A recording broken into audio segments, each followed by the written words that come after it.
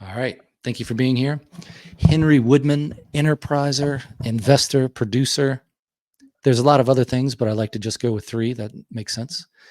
How is producing motion pictures different and maybe similar than writing? Wow.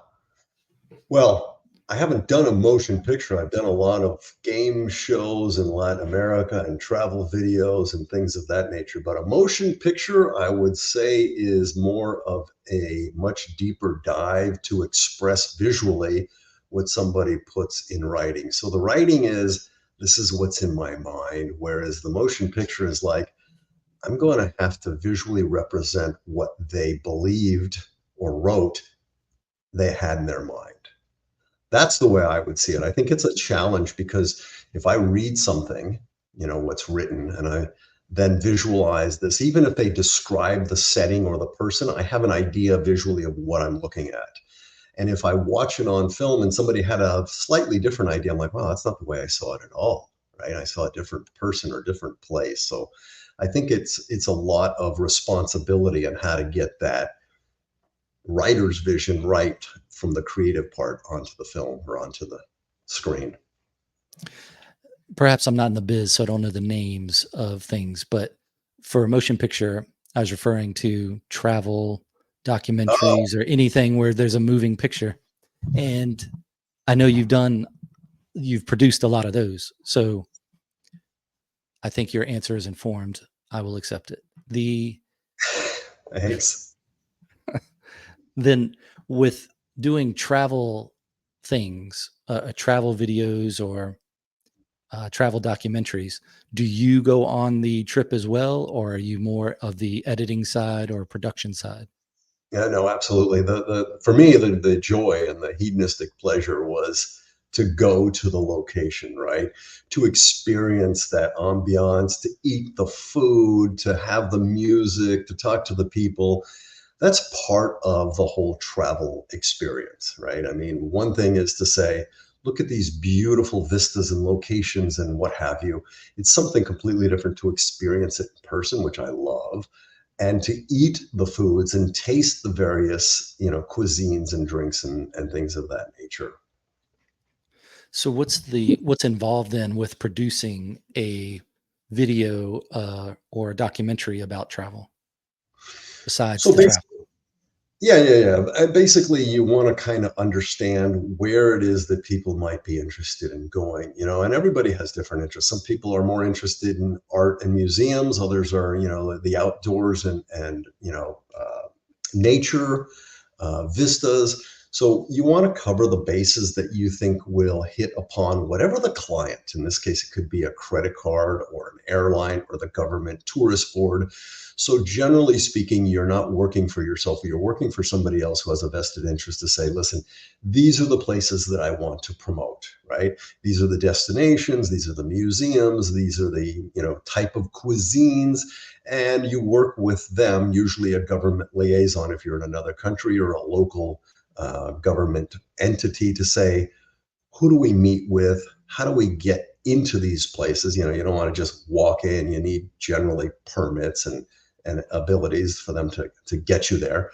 So you'll have a good sense well before you go of what you're going to visit. And it's usually those, if you look and say, what are the top 10 things I would want to see if I go here? And, usually that's it. Do you have a time where you're looking at kind of the off the beaten path type places that maybe people don't know? Do you approach it from I want the popular, but I want to put in one or two things that maybe are unique to your experience? Yeah. And listen, I was doing travel films back in the 80s and the 90s, and then I started in game shows. So back in those days, it was fairly structured, but there was always an interest in going where, it wasn't on the map, if you would. It wasn't in the tourist books or guides. And once you promote it and it gets out there, then it's no longer off the beaten path, in my opinion. It's like, hey, look at this. And now everybody knows about it. It's no longer, unknown, right?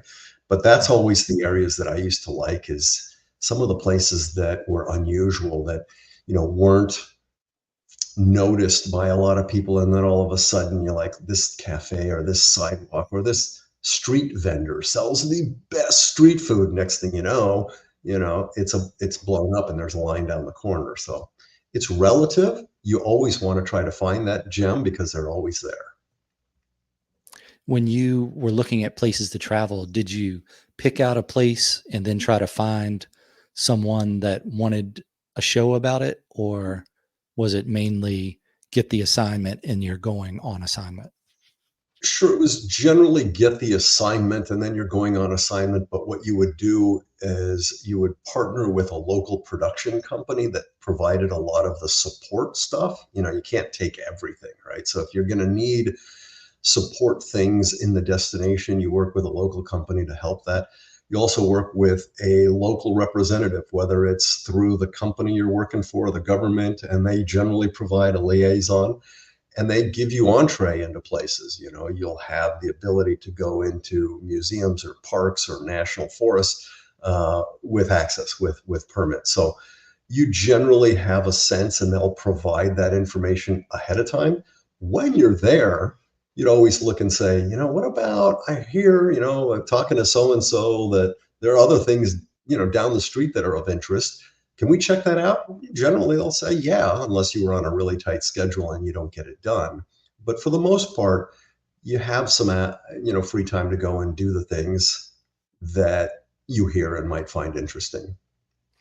Is that more of a what the producer does for a thing like that, where you say, look at that thing, and then you have a director or someone that then decides how they're going to look at it?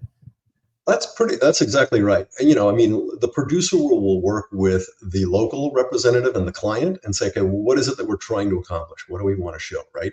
And so we'll say, listen, I want to show this forest and I want to show these elements in the city, and I want this restaurant. Okay, got it. The director's job is, how are you going to best show that visually? What angles are we going to take? Are we going to follow somebody in? Are we going to try to get things from a different aerial perspective or a view because of the vista? How to bring that visually to life, where the producer and the client will say, these are the things that we want to show. Can you then watch a travel documentary like you used to before you did the production? Or do you find yourself thinking, oh, I wonder how they decided to do that and how they supported that and all the behind the scene things?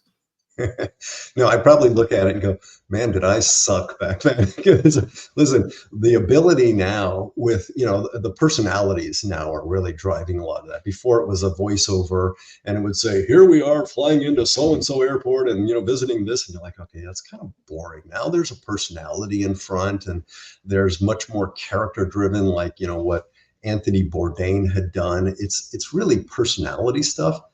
We didn't do that back then. So I look at the stuff and, the techniques to shoot with smaller cameras that are, broadcast quality, with drones that shoot in 4K.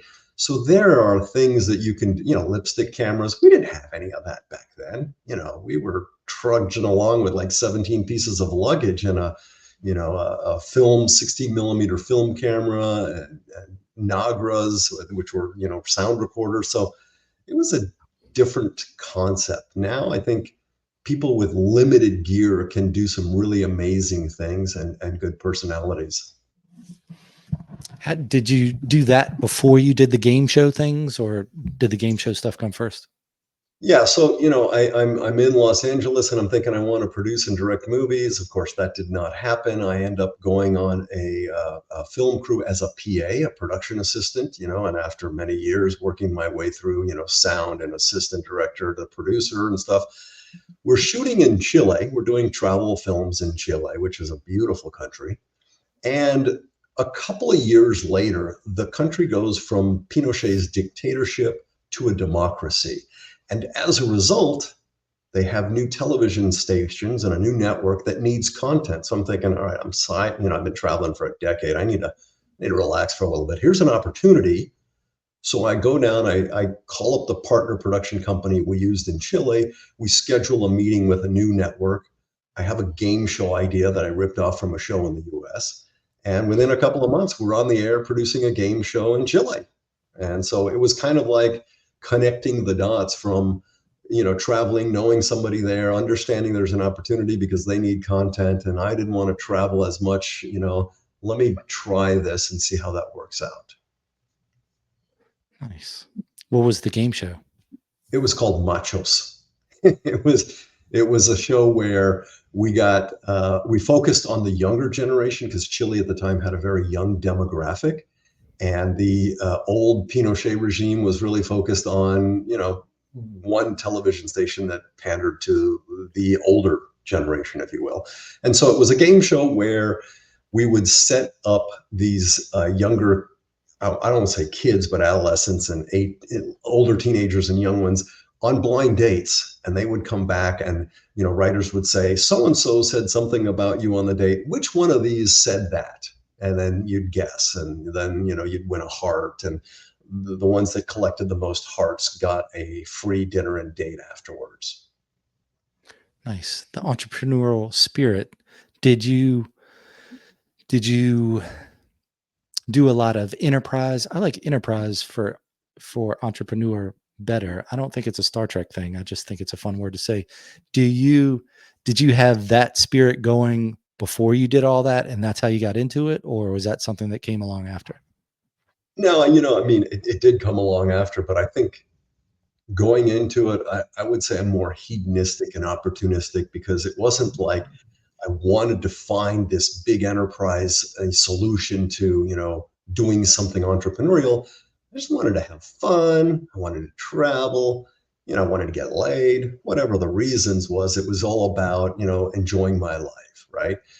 Then if opportunities presented themselves in that vein that I could pursue, then I would do it.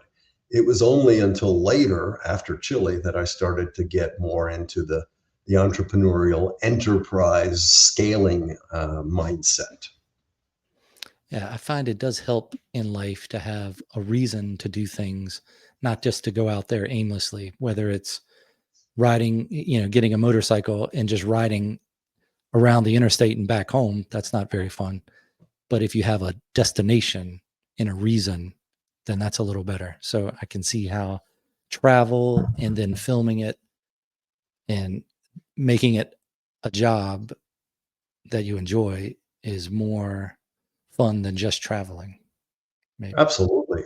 Yeah, and it's like anything in business. When somebody says, what's the vision? I don't know. I just want to make some money. Really? Mhm. Okay, that's not where you're going. And why are you doing this? Right? The whole why thing. It's like saying to your motorcycle analogy, listen, I'm here in South Florida, but if I want a vision to end up, my goal is to get to New York. I don't just get on the bike and start driving and hopefully New York will show up. I may end up somewhere in Kansas or LA and find out, oh my God, I didn't find the path. My direction was way off, right? So as long as you're clearly saying, listen, I want to end up in New York. Now, obviously you'll find detours along the way and you might have to go and do around because of whatever road construction sort of analogy, but you want to end up in a certain place. And like in business, even if that place changes, and like, well, New York is no longer my vision. Maybe it's Chicago, or maybe now it's Dallas. Who knows? So I can change my direction at any time, but I still have a goal. Hmm. What are your when you travel, especially if you're flying, are you a checked bag person or Nope. you just doing the carry on?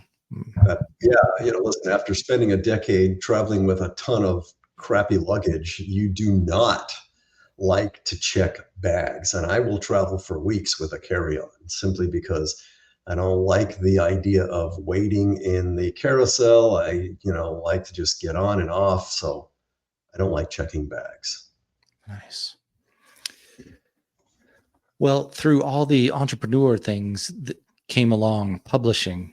So, how did you decide to publish a book that your dad wrote? Yeah, it's funny because the goal or the dream 40 years ago when I left college was to go to Los Angeles and produce and direct movies, right? And my sister is helping my dad move. There's a manuscript that he wrote, sort of a tribute to a friend. And it was a love story, which is uncharacteristic of my dad. So my sister goes, "Wow, can I read it?" She reads it. She loves it. She sends it to me. I read it. I love it. I call my dad and I say, "Listen, this is amazing. I don't have any money, but can I buy the rights? Because you're not going to do anything with it, are you?" And he says, "No, it was a tribute thing." So I buy the rights to a book and I think, you know what, I'm going to make a movie out of this. And of course, I thought, how nepotistic of me. I think my dad wrote a great book, which it was. But I give it to a friend of mine who's producing a movie at the time. And he says, "Henry, I'm in the middle of this. Give me some time." I'm like, "Yeah, you got all the time you need." So he comes back 3 days later. He goes, "I couldn't put it down. This was amazing. We are meant to do this." And so he went off doing something else because his distribution deal fell apart with Vestron Video. I ended up it's probably an old company doesn't exist anymore. I ended up doing game shows in Chile. Then I ended up, building this tech company. And I said, one of these days we're going to do this. So now, 40 years later, we published the book so that we can get some traction and some visibility to springboard that concept into a streaming TV series. And again, the opportunity. 40 years ago, there were a handful of people, distributors, if you will, the film studios and such, that controlled the market. Now that the world has changed and there's a lot of streaming opportunities, there's a ton more opportunity to create content for mass consumption and even for niche markets. Hmm. So then how much did you have to edit or change the book before publication? And did you go through a publisher or did you do self-publishing? Yeah, that's a good question. I gave that some consideration and I thought, why? I loved it then. I read it again, decades later, and I was again choked up and in tears. So I thought, why am I going to change it? For what purpose? It's really good. Now, the book is it's a simple linear story. It's about a guy who meets or falls in love with his soulmate, except she died 100 years earlier, right? And then he finds her reincarnation. So it's a very historical fiction because the woman actually did exist, and sort of a paranormal romance, right? So I didn't change anything about the writing. I essentially got what they call a vanity publisher, because Simon and Yep. Schuster is not going to publish a book of a guy because that was who published my dad's travel stuff years ago. Simon and Schuster is not going to publish something that the author died years ago and it was a little novella. So I got what they call a vanity press in Los Angeles to publish it. And what was there was another question there. Just as far as how did you decide to publish it and how did you? Yeah, well, I knew I would publish it all along because knowing that most books don't make money unless you're the 1% of the authors, the idea wasn't to make money on the book. The idea was to present the concept for another tool, if you will, in the tool belt when you create the pitch deck to get to the showrunners and the producers that we're interested in. And when did you publish it? A Or couple of when weeks was ago, it published? it was at the Okay. end of June of 2024, summer of 2024. Did you look at Amazon's publishing? Did you Yeah, consider that versus yeah, a vanity press? yeah. I did, but the thing was, you don't know what you don't know, so you figure, look, I don't mind paying a couple extra bucks for somebody to hold my hand and do all of this stuff for me because I don't want to have to learn it. What's the point? A lot of people do that, and it's a great idea, and it saves a lot of money. But since I was mostly interested in saying, look, hold my hand through the process and, just connect the dots for me. Yeah, my first experience was through a, a vanity press as well, and then it was okay. There were things I didn't like about it, and then I found Amazon and started using that. That was probably 2014, 2015. So KDP was not what it is now.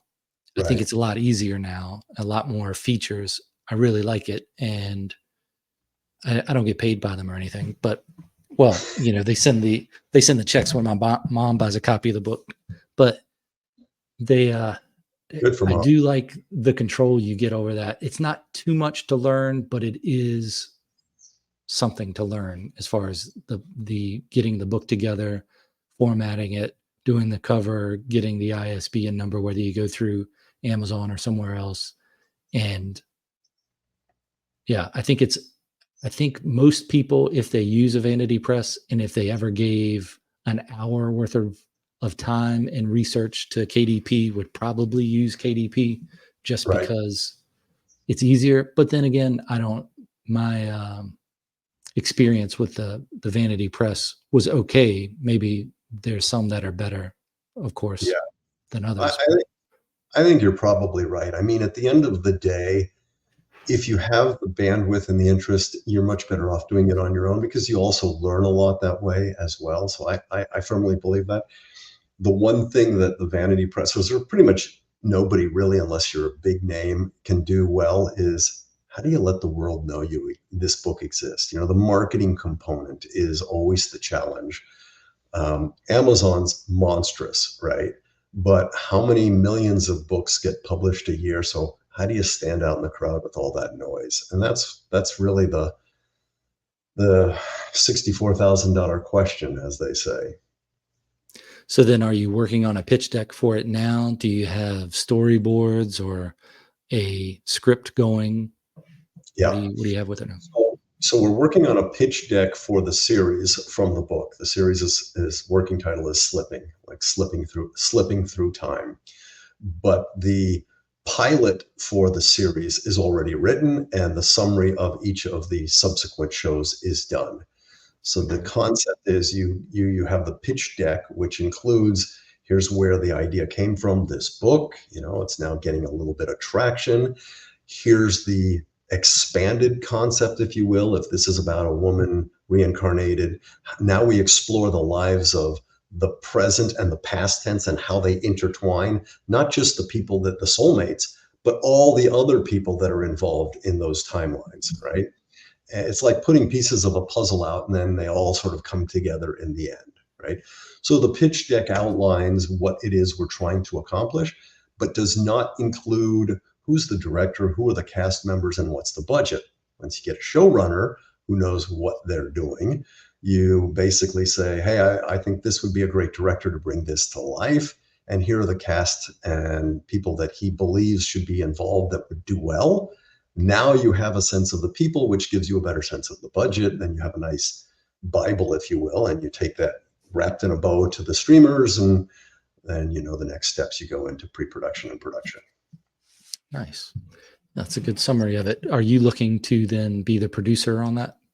No, I would be the first to admit I don't know how to produce at that level. What I would do is the executive producer and bring in the elements to the table and let somebody with the knowledge and how to put those nuts and bolts together and get those things assembled is going to be the producer or producers. There's generally more than one. So reading through the book then and thinking about that topic, have you developed any ideas about the meaning of life? Wow. Yeah, it sort of scares you into thinking really pragmatically. And I think also as one gets a little bit older and they start to sit there and ask those very deep questions like, what's it all about? Why are we here? When we really try to be objective and say, look, we're a minuscule, teeny tiny grain, I mean, not a dot on a grain of sand in a mountainous ocean of sand, right? So what is it that makes us feel like we're so narcissistically significant? And if we are, is there such a thing as reincarnation or transmigration from metaverses, or are there other strange things going on that we have no concept of? When we talk about quarks in the metaverse or time travel, does it exist in reality or does it exist in our mind? Or is there more going on that we have no idea? So that's a terrible answer for saying, I don't fucking have a clue, right? Haven't developed any theories, huh?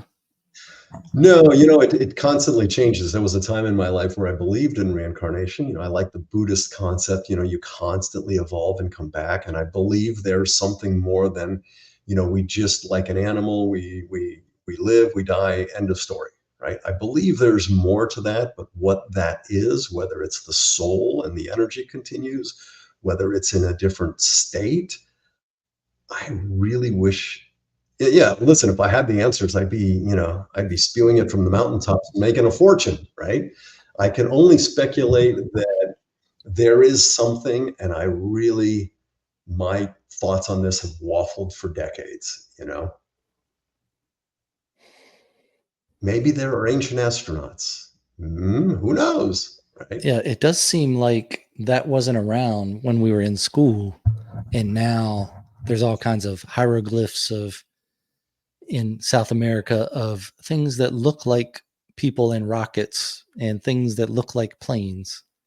Yeah. How come we didn't know about that in social studies in elementary school? Why weren't we learning about that? What's going on? Well, it's funny is I read Eric von Daniken's Chariots of the Gods in 1976, and it was really well written because it posed questions rather than saying, "Oh, this was a landing strip for ancient aliens." Like, could this have been a landing strip for? It didn't tell you it was. It says, "Wow, maybe it was." Posing that could be. And I was hook, line, and sinker. I loved that, and I even went to scuba diving along the Bimini Road in South Florida here and thinking, oh, yeah, that was Atlantis or something. So there are a lot of really cool theories that I think people want to glob onto. But I really believe there's a lot more going on than we can see. Like you say, there's hieroglyphs and weird things. And what's it all mean? I mean, we often don't give ourselves enough credit for man's ingenuity in the past, or maybe it is influence from another race. I don't know. Hmm. Maybe a little travel aside here. When you went to Bimini, did you go out to the island and then dive there? Did you also Yeah, dive on that ocean wall that is supposedly the it's more than 60 feet down, but it's goes much deeper? yeah. I knew of it, but I wasn't diving there. I was diving really on the shallow area where the road was. Is Again, it this we haven't been in Florida for long, as we were talking about before, but how do you like the trip to Bimini? Did you fly out there? Did you boat out there? This is more of a personal Yeah, curiosity. and keep in mind this is the '70s, so I barely remember what I had for breakfast. So I think we flew out there and then took the boat out and went diving in that area. It was, I mean, a short plane flight from South Florida. Yeah. Yeah, they have a ferry that goes out there now. I was thinking about doing that, but I'm not sure how big that island is and how many people are on it. I mean, it's not very big.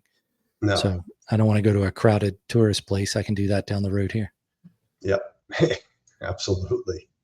It's because some travel person went there and made a documentary about it, and now it's busy. That's the problem. When they say, here are these great places, like Iceland, for example. I love Iceland, but all of a sudden there have been in the last couple of years lots of documentaries and travel films on Iceland. And now I think you go to Iceland I think now there's a volcano or something, but you'd go and there's like, where did all these people come from? I remember when I was in Iceland and we walked into this beautiful opera house and the guy says, oh, yeah, there's the president. I'm like, yeah, the president of what? No, the president of the country. We take a picture with the guy. Can you imagine that happening in this country? You're walking down the street. He's got like one guy, I think his driver bodyguard, and that was it. 90 some odd percent of the country loves the guy. So good for them. Nice. Is that his Yeah. bodyguard? No, that's his high school friend. Oh, okay. Yeah, he's driving him around, that's his car right there. And I'm like, really? Wow. Where's the entourage? Well, Iceland may be a little bit less population than the US. Oh, yeah. We forgive him for that. Well, so we talked about enterprising, producing. What's this investing angle? How do you approach investment? Yeah, some of the things I look at now, I think, why did I even do that? Because now I get all these K1s and at tax time, I'm pulling my hair out trying to figure out, what these people are doing. But essentially, because I sold my company and I had some affinity for that space. It was a B2B SaaS enterprise company. That's essentially where I like to invest, is business to business, software as a service, enterprise company, meaning they're not going to the individual consumer, but more to a larger company or a government entity. And they are profitable and they are not in Silicon Valley, primarily because I think many of the people in Silicon Valley, the businesses, they have an overinflated sense of what they believe they are worth. Right? When you value a company and you say, look, we're just starting out, we're worth $20 million. I'm like, well, what have you done? Well, no, the idea. What ideas? Come on, right? So I think you've got to have a little bit of traction. Obviously, there's the team, but most importantly, I think is, you've got those foundational things, B2B enterprise outside Silicon Valley. Now, of course, I've invested in other things that I have a liking for. Let's say, drones that drop seeds to replant forests, I think is a great idea, as opposed to have to go in. It's not a SaaS company, but it's an environmentally interesting play. Um, you know, those are the ones that I like the most. And usually I'm in as an LP. Very rarely would I do, get on a board or something like that. Hmm. Is that what takes up most of your time these days, or what creative venture besides, I guess, the book thing is? Yeah, Is not really. I mean, it doesn't take up a lot of time until the tax season and I pull my hair out. But for the most part, it's fairly insignificant from a time thing. I think the majority of the time is focused on now developing the television series from the book. And even that, it's just a lot of hurry up and wait and waiting for people to deliver on their, promises. Like you tell the writer, hey, can you create this? And then, a couple of weeks will go by and you'll get so I do nothing during those couple of weeks except wait, right? So that's kind of the idea. Have you written anything besides? I mean, I guess you would write down notes and things for production or business and such, but have you written anything for other people's consumption No, outside of maybe the coaching that you do? no, no. I don't think I have the knowledge base or the creative elements that I see in other people. I mean, I'll write things like outlines. I'm very lazy, right? Even to the point where with the book, I said to the publisher, I go, look, I don't really, I love books and I'll listen to them on audiobooks all day long, right? But I don't necessarily read a lot of books. And she says, okay. I go, I want to do the audiobook. And she says, okay. I said, do I need to find a talent? Right. I'm getting to the point that I'm not writing, but, and she says, well, you've got a pretty good voice. Why don't you do it? And I'm like, gosh, I'm not a voice actor. Come on. She goes, nah, seriously, all you got to do is read like you just normally talk. And I'm like, all right. Yeah. So now, yeah, but you listen to voice actors and they're really good. Some of them, they do a great job, right? So the audiobook for the reincarnation of Marie is my voice. It's my dad's writing, and my nephew, dad's grandson, my brother's son, is a piano virtuoso, and he does the little piano Chopin transitions. So it's like three generations in one. But that was the long answer to say, no, I don't really do a lot of the creative writing stuff. I like seeing things in my mind and figuring out how they're going to come to life. I generally am not the one to write. I might look at somebody's writing, oh, that's really great. I think we should do this and maybe improve it, but that's as far as it goes. Where do you think then creativity comes from? Those thoughts come from to be able to do those things and organize the way you do? I think it comes from background, what I've done in life, what I like, and the hedonistic things, if you will. It's like, what? Being a person that doesn't like a lot of the detail, right? I'm more of the vision as opposed to the nuts and bolts. So if I look at something, I'm like, oh yeah, this is why I think it's easy, because I think other people may be like me, will much rather see this than have to go in and all listen to all this detail or something. Now, of course, the world has changed with are sitting at home with a big TV and a small screen in front of us and all distractions. It's like, oof, how do you keep people's attention when you're watching something on streaming and then your phone is beeping for some reason? You got a text and wow. So you kind of have to look at how the world would react, and really vis-a-vis, in my opinion, how would I react to that? You know, that's as simple as my creative gets. Is it's all about what I would think or do in that situation. Yeah, I like it. It takes all kinds. Yeah. It's like you wouldn't have had Apple without Jobs, but I don't know how much specifically into the technical side of things he got, or if it was just the pretty much the producer of it. The hey, look at that. Now show me how to look at it like this. Yeah. Yeah, thank you. I could certainly be, parallel my life to that. But no, you're right. Steve Jobs was a master marketer and salesman, and he was focused on aesthetic clean, make it clean and aesthetically beautiful. Whereas Wozniak was the computer brains behind it all, right? The Yeah. techie.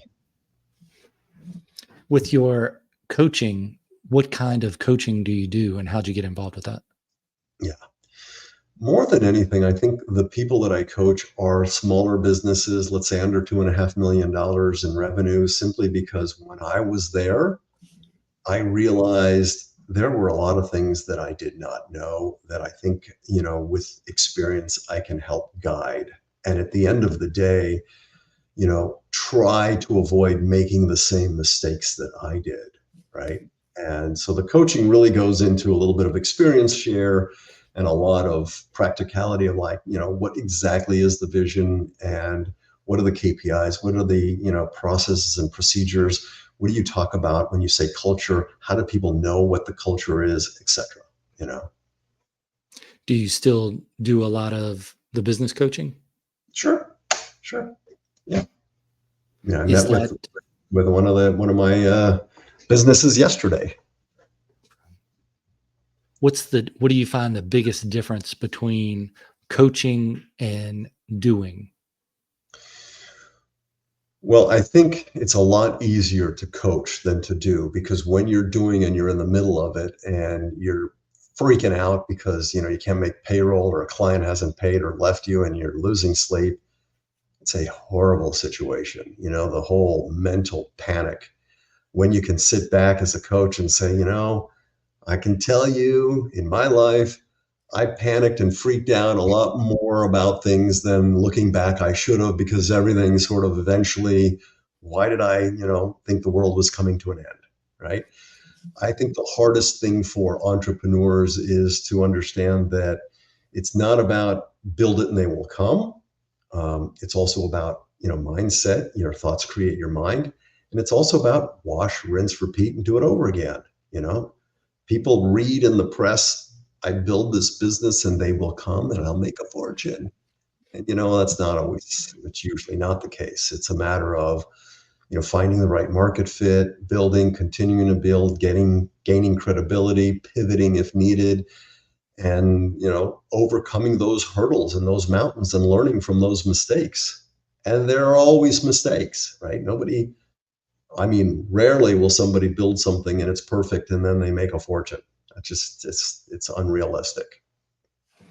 Yeah, I like the idea of if you could go back and do things over, not that I'm hung up on going back and doing things over. That sounds tiring. That the idea, if you could look at it more of when you're going through something from the coach's perspective or from a teaching perspective, I think that helps you take a step back and look at it and then see what's really important. And you kind of put on the coach Yeah. It's perspective. it's really hard when somebody's in the midst of a really sort of challenging situation to say, relax. That's the last thing you want to do. Don't fucking tell me to relax. I'm about to lose my home, right? Um, in experience, Sheriff, I've been in a similar situation. Here's how I dealt with it, right? And It's not that you're going to tell them how to get out of it. You're never going to do that. You're basically going to say, listen, we all have had these situations and we will continue to have them. And here's how we dealt with it. And I often use there's a paradox between drowning and treading water, right? And, if somebody gets thrown in the deep end, they don't know how to swim. Obviously, their arms are flailing around and they're panicking and expending a lot of mental and physical energy to stay alive because in your mind, you're going to die, right? And eventually, through time and practice, you're going to learn how to tread water. You're much calmer. You can't say, hey, listen, move your arms like this and you're not going to die, right? But eventually you figure it out and you're slowly sculling the water and you're mentally and physically less energy spent, right? You're calmer. Now, you can't tell somebody, okay, you're going to dive in the water, you're going to move your arms like this, kind of like in this S, right? And you're going to relax your mind and breathe comfortably. And they're like, okay, and they jump in and it's all over, right? And they're panicking. So it takes time to get to that point. And it takes, experience in baby steps. I hope that analogy resonates. Yeah, I like it. I like it. I like that analogy. It just makes sense. And yeah, I'll think about that later. That's good. It's kind of like when I came to Florida, I had been in the Marines and civil service, so I did a lot of swimming before then. I can remember when I was learning how to swim and I didn't like it that much, and now I do like swimming, and then became a lifeguard out here for a couple years, and just the confidence of if it's a hurricane, that's when we wanted to go get in the water. That's what it takes. And if you were surrounded by people that said, no, we don't go out in the water and the waves when there's a hurricane, then you wouldn't go. But when you're around a bunch of people that are like, yeah, let's go womp in the waves is what they would call it, or womping. And you go out there and you think, wow, this is nothing I would have done before now, but I'm comfortable with this. I'm still concerned about sea monsters and, things like that, but that's just out there. That's the chance it's going to happen. But I think there's probably a parallel there between that and a bunch of things, but certainly with an entrepreneurial spirit of where you're too afraid to go do something. Maybe afraid's the wrong word, but maybe it's the right word, because you just don't know how. And then once you do a couple things, you start to go, oh, well, I could do this and I could do that and I could do this. And if you surround yourself with people like that have done it and also can give you a little piece of wisdom on it, then that's going to make all the difference. Exactly. And, TR, I'll add one thing to that. And this is really important. Beyond the mindset is the people you hang out with, right? If you associate with other entrepreneurs that are similar in mindset, that inspire, motivate, and obviously they get you to a different level, because if they are having similar challenges and you can discuss it, or they get to places that say and do things that are motivating you and inspiring you to do the same, you're going to be better as a result. If you surround yourself with people that are negative Nellies and like, it's just my old shitty job and I'm going to go home, have a beer and sit on the couch and watch TV, well, that's what you're going to do as well, right? So surrounding yourself with the right people also helps in that mindset, as well as the networking, because you never know when you're going to talk to somebody who knows or helps in a certain way that you didn't consider before. It's good. It's good wisdom. Good wisdom. I like it. What's the best way for people to be able to engage you in business coaching if they were so inclined, and also to follow your publishing in the series, hopefully upcoming? Sure. Yeah. Oh, it's going to happen. Whether it's my dying day, that damn thing's going to happen. So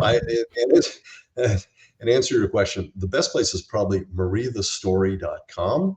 It has information on the book, the author, the series, and it also has links to my LinkedIn and Facebook and Instagram. So there's plenty of ways to contact me. If you want to say, saw you on Hump Day, then I'll know, to connect and stuff. You're more than welcome to ask any questions you want. I love hearing feedback on the book. You know, it's funny. I had a mentor as well, and I gave him the book. And this guy is incredibly wealthy. And he said, I couldn't finish it the day I started reading it because I was so emotional. I had to put it down and finish it the next day. It's a short read, by the way. You could probably finish it in 3 hours. And he's like, it was so emotional for me. It was amazing. So I love to hear those kinds of stories. If anybody's got some good, beyond the reviews, obviously I appreciate that, but I love to hear the feedback and what people say about it. Nice. Those that link, I think your Facebook link and your LinkedIn are also going to be in the show notes, but your website is nice and clean, so that's appreciated. And you have all the links from there. Any Cool. thank you very much for your time. Any Thank thoughts you. in closing or things you wanted to talk about that we didn't? No, I think for anybody in any creative business, I think really your thoughts create your life, right? And your life is not always going to be wonderful and beautiful. There are always hurdles and mountains to climb. So do it with appreciation and gratitude for what you got. I mean, at the end of the day, we live in this country where you have a roof and you have food and you have safety for the most part. So, man, that's really, really, really something to be grateful for. That's it. Well said. I'll talk to you on Thanks. the other side of this musical exit.